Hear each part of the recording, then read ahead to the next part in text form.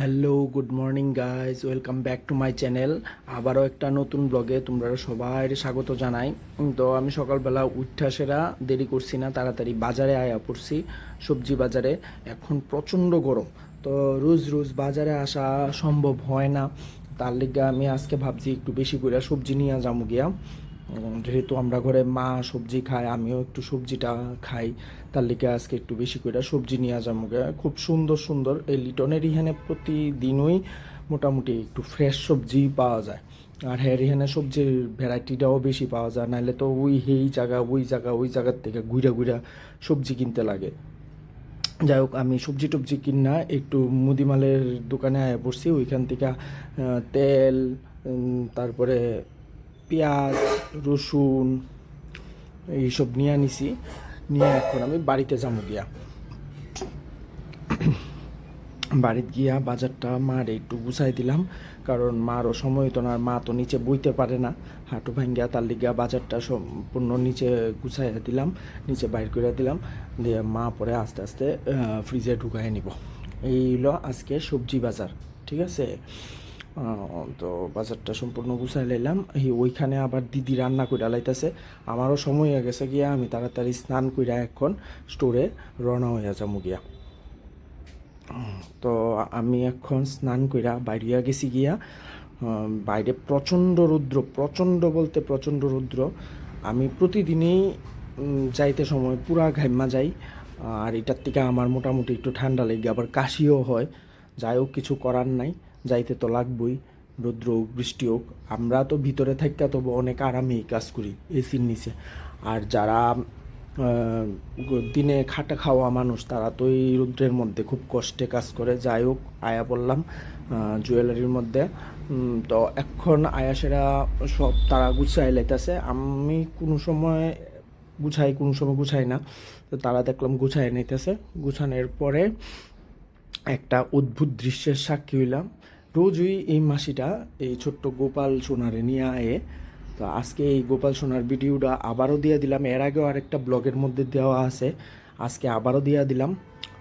গোপাল কি সুন্দর, কি কিউট। ওই মাসি জল খাইতেছে, মাসি গোপাল রে নিয়ে প্রতিদিনই আয়ে। এখানে মাসিরে একটা ফ্রুটি দিলাম, দিছি পরে মাসি গোপাল রে খাওয়াই দিতে আছে। কইছে গোপালেরও বলে মানে খিদা পাইছে।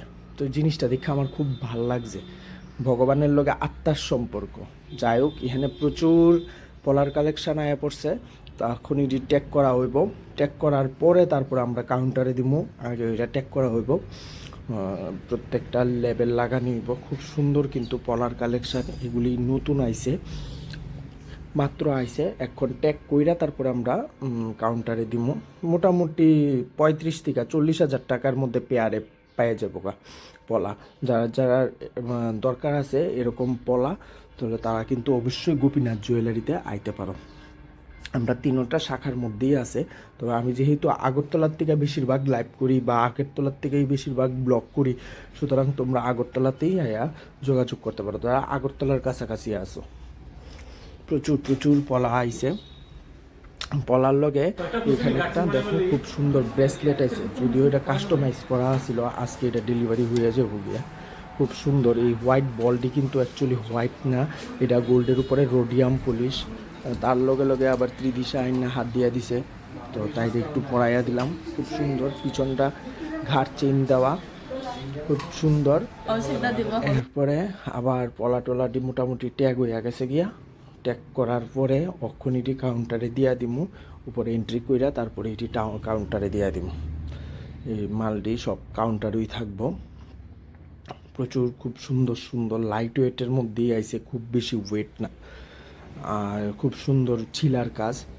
এমনও বাইরের কারিগররা, কলকাতার কারিগর, বোম্বের কারিগর, তার ছিলার কাজ সুন্দর। এখানে কিছু আইছে শাখা, ইডিও কিন্তু লাইট ওয়েটের মধ্যে আইছে। 34-35 হাজার, 40 হাজার, 45 হাজার, এরকম রেঞ্জের মধ্যে আছে।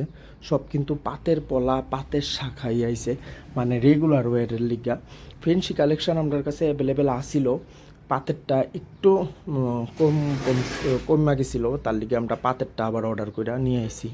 যেহেতু সবসময় ডিমান্ড থাকে পাতের পলা, পাতের শাখা, কারণ এগুলি রাফ ইউজের লিগা খুব ভালো, তার লিগা এগুলি আবার আনাইছি, এটিও খুব সুন্দর সুন্দর ছিলার কাজ, সব কিন্তু HOID হলমার্ক করা, ঠিক আছে। ইন ফিউচার যেদিন এক্সচেঞ্জ করবা তোমরা সোনার দাম সবটা পাইবা। সন্ধ্যার সময় একটু বাইরিয়া গেলাম গিয়া দেবব্রতর লগে, যদিও হে ডাক্তারের চেম্বারে যাইতাছে নাম লেখানোর লিগা, তো হের লগে একটু বাইরিয়া গেলাম। আমরা যামু কাশারিপুট্টি দিব্যেন্দু করের চেম্বারে, তো এখান থেকে নাম লেখায়া তারপরে দেখো কি করি। যাই হোক সন্ধ্যার পরটা তবু একটু শান্তি, ঠান্ডা বাতাস না থাক, অ্যাটলিস্ট রৌদ্রটা থাকে না। দিনের বেলা তো প্রচণ্ড রৌদ্র, মানে বাইরেই হওয়া যায় না। আর সন্ধ্যার পরটা তবু একটু শান্তি।